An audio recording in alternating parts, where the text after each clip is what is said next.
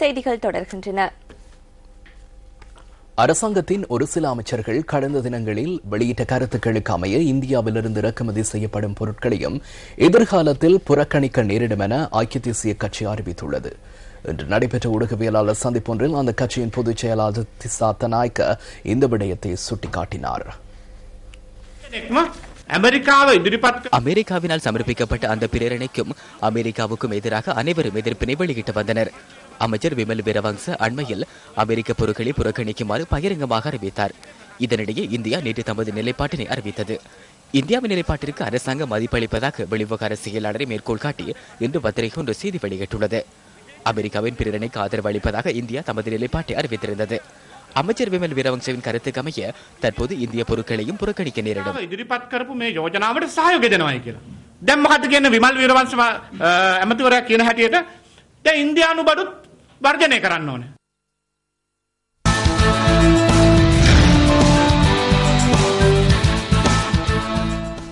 தேசிய அருங்காட்சியகத்தில் விலை மதிப்பற்ற தொல்பொருட்கள் களவாடப்பட்ட சம்பவம் தொடர்பில் மார்ச் மாதம் 28ஆம் தேதி அறிக்கை ஒன்றை சமர்ப்பிக்குமாறு கொழும்பு பிரதம நீதவான் நீதிமன்றம் குற்றப்புலனாய்வு திணைக்களத்திற்கு இன்று உத்தரவிட்டுள்ளது.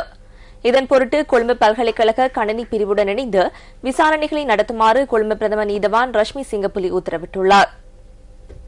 இந்த சம்பவம் குறித்து நீதிமன்றத்தில் இன்று விளக்கம் அளித்த குற்றப்புலனாய்வு திணைக்களத்தினர் அருங்காட்சியகத்தின் பாதுகாப்பிற்காக 12 உத்தியோகத்தர்களும் நிலைய பொறுப்பு அதிகாரிகள் 12 பேரும் கடமையாற்றி வருவதாக குறிப்பிட்டனர். அது தவிர கண்காணிப்பு கேமரா கட்டமைப்பு ஒன்று பொருத்தப்பட்டிருந்ததுடன் கடந்த மாதம் நிலவிய மின்னல் தாக்கத்துடனான காலநிலை காரணமாக அந்த கட்டமைப்பு பழுதடைந்துள்ளதாகவும் குற்றப்புலனாய்வு திணைக்களம் நீதிமன்றத்தில் அறிவித்தது. இதுவரை ஆரம்பகட்ட விசாரணைகளின் பின்னர் தேசிய அருங்காட்சியகத்தில் களவாடப்பட்ட பொருட்கள் தொடர்பாகவும் திணைக்களத்தினர் நீதிமன்றத்தில் தெரிவித்தனர். இதன் பிரகாரம் தங்க மூலம் பூசப்பட்ட 10 வாள்கள், 18 வெள்ளி மோதிரங்கள், 93 தங்க நாணயங்கள், 9 ஈய நாணயங்கள் மற்றும் 34 புராதன நாணய தாள்கள், பண்டைய காலத்தில் பயன்படுத்தப்பட்டதாக கூறப்படும் ரத்தினங்களை இனங்காண்பதற்காக பயன்படுத்தப்பட்ட தங்க நூலிலான பட்டி உள்ளிட்ட சில பொருட்கள் தேசிய அருங்காட்சியகத்திலிருந்து திருடப்பட்டன. இதுவேளை குறித்த பொருட்கள் திருடப்பட்டமை தொடர்பில் தேசிய அருங்காட்சியகத்தில் கடமையாற்றும் உத்தியோகத்தர்களிடம் குற்றப்புலனாய்வு திணைக்களம் வாக்குமூலம் பதிவு செய்துள்ளது. எவ்வாறாயினும் தொல்பொருட்கள் திருடப்பட்ட சம்பவம் தொடர்பில் இதுவரையில் அவரும் கைது செய்யப்படவில்லை.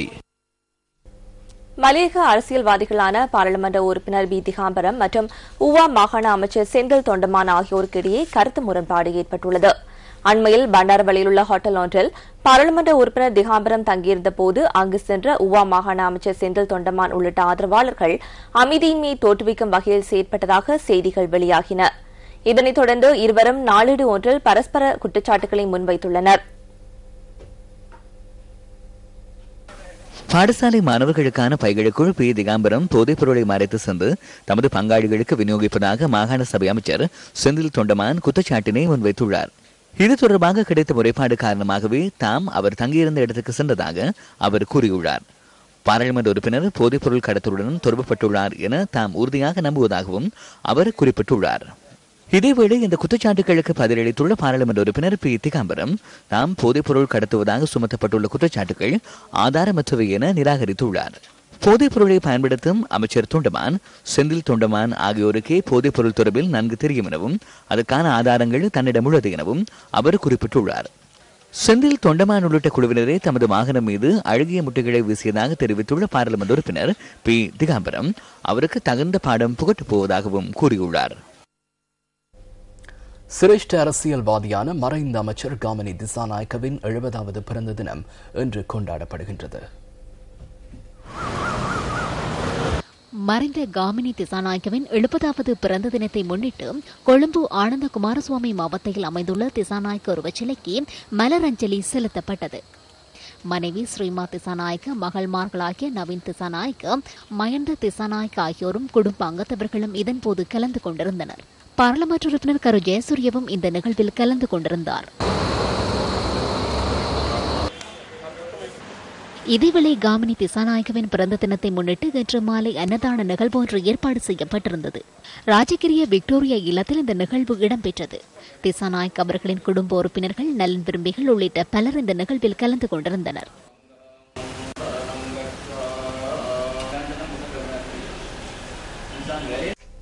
நியூஸ் ஃபர்ஸ்டின் பிரதான செய்திகள் தொடர்கின்றன. மாதாந்த வருமானம் மற்றும் வாழ்க்கை தரம் தொடர்பில் கல்வி அமைச்சர் பந்துல குணவர்தன வெளியிட்ட கருத்து இன்றைய பத்திரிகைகளில் வெளியிடப்பட்டிருந்தது.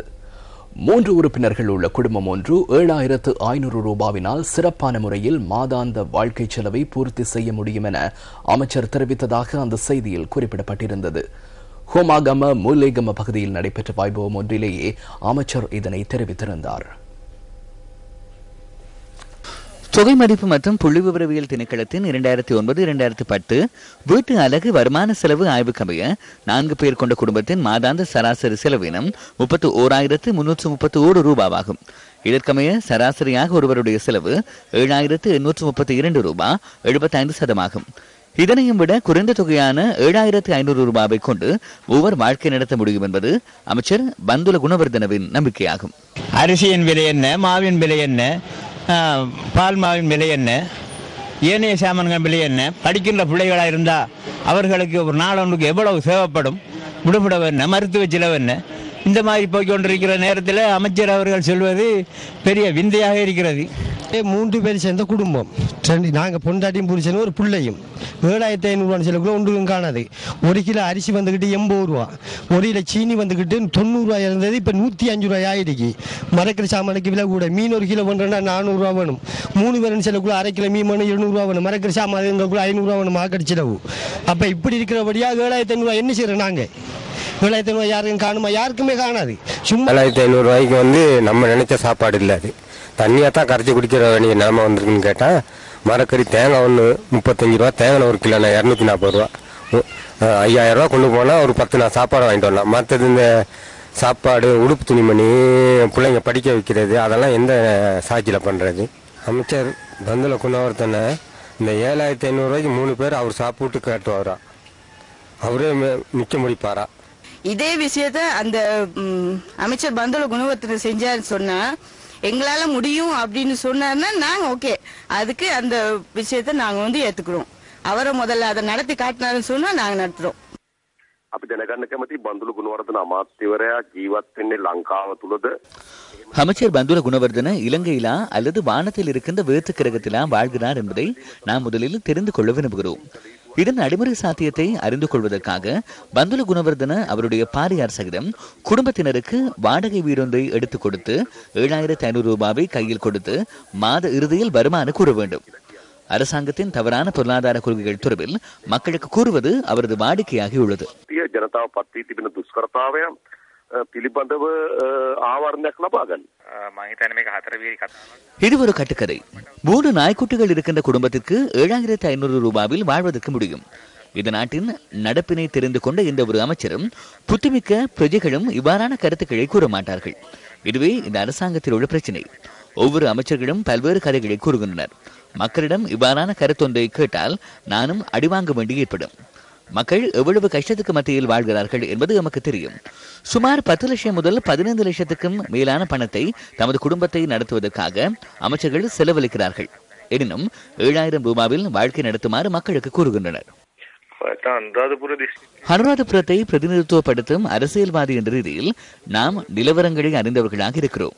அமைச்சரே, அனுராதபுரத்திற்கு வாருங்கள். அவருக்கு பதில் வழங்குவதற்கு நாங்கள் புல்லை தயாராக வைத்திருக்கிறோம்.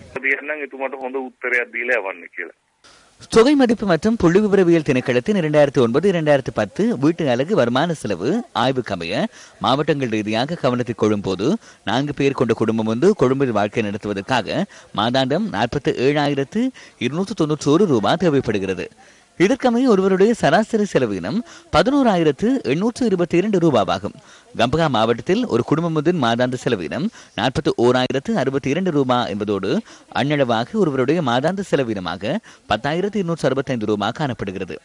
தொகை மதிப்பு புள்ளி விவரவியல் திணைக்களத்தின் தரவுகளுக்கு அமைய ஆக குறைவான மாதாந்த செலவினம் பதிவாகும் கேகாலை மாவட்டத்தில் 4 பேர் கொண்ட குடும்பம் ஒன்றுக்கு மாதாந்த செலவுகளுக்காக 75,723 ரூபாய் தேவைப்படுகிறது. இதற்கமைய கேகாலை மாவட்டத்தில் ஒருவருடைய மாதாந்த சராசரி செலவினம் 6,430 ரூபாய் 75% பதிவாகியுள்ளது.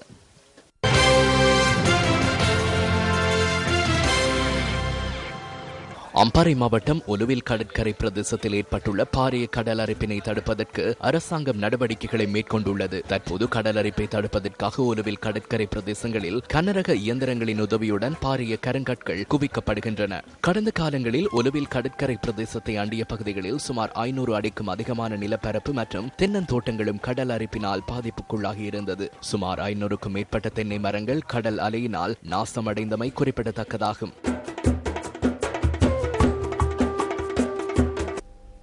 முன்னாள் ராணுவ தளபதி சரத் பொன்சேகா சிகிச்சைகளுக்காக தனியார் வைத்தியசாலை ஒன்றுக்கு இன்றும் அழைத்து வரப்பட்டார்.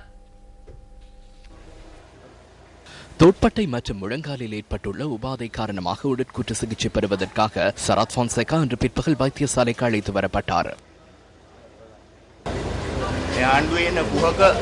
அரசாங்கத்தில் தாழ்வு மனப்பான்மையுடன் உள்ள அமைச்சர்கள் மேற்குலகை தூற்றுகின்றனர். எமது மக்கள் சுய கௌரவத்தை பாதுகாத்துக் கொண்டு வாழ வேண்டுமாயின், சிறந்த அரசியல் கலாச்சாரம் உருவாக வேண்டுமாயின் நாம் மேற்குலகிலிருந்து எடுத்துக்காட்டுகளை பெற வேண்டும்.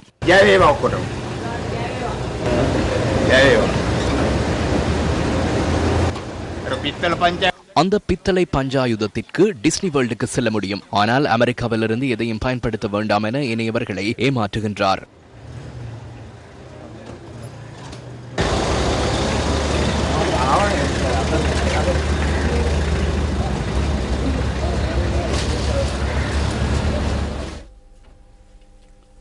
ஐக்கிய தேசிய கட்சியின் பாராளுமன்ற உறுப்பினர் தயாசிறி ஜெயசேகர விவசாய அமைச்சரிடம் எழுப்பிய கேள்விக்கு கமநல சபைகள் மற்றும் வனஜீவராசிகள் அமைச்சர் MS சந்திரசேன பதிலளித்தவுடன் அமைதியின்மை ஏற்பட்டது. தயாசிறி ஜெயசேகர மாதா कृषिकार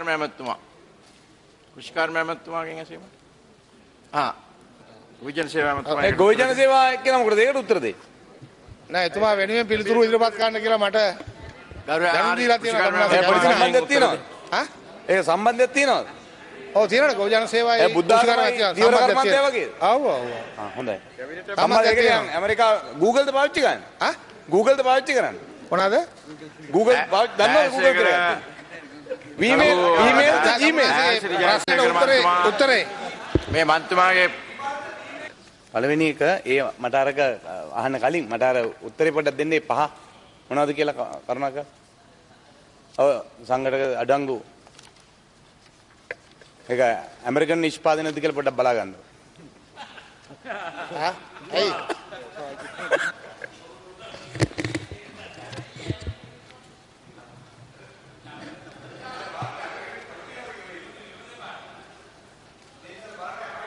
මේක නෑ.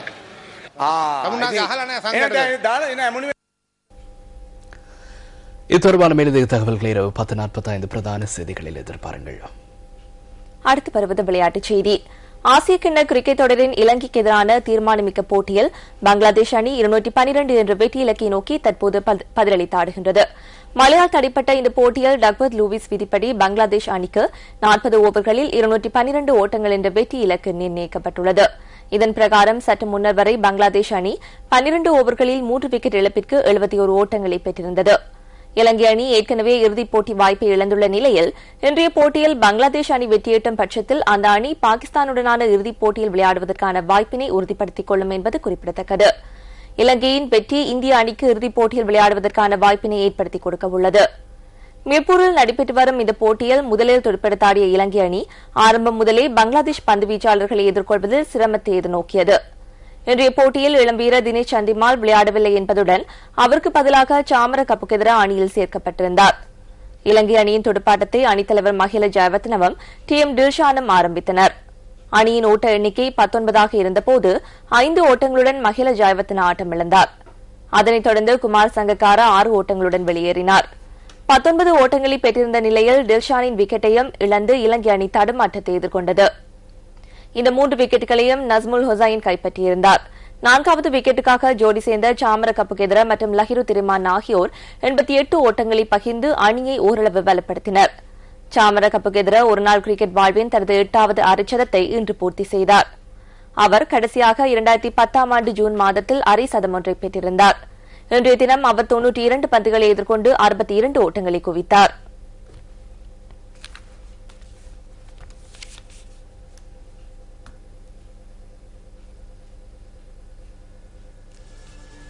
இத்துடன் நமது 8 மணி பிரதான செய்திகள் நிறைவு பெறுகின்றன. நமது அடுத்த பிரதான செய்தி அறிக்கை 10:45 இடம்பெறும்.